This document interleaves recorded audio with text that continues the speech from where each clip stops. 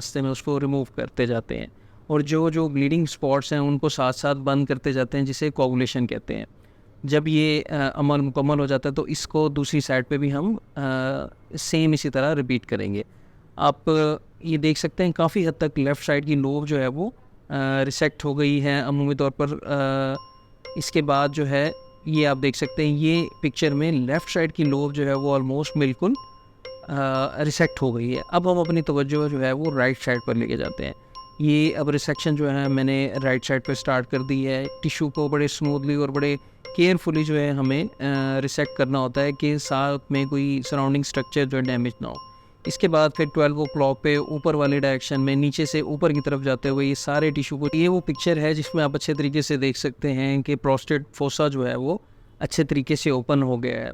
और ये वो चिप्स हैं जिनको हम सक्शन करने के बाद जिस्म से बाहर निकाल कर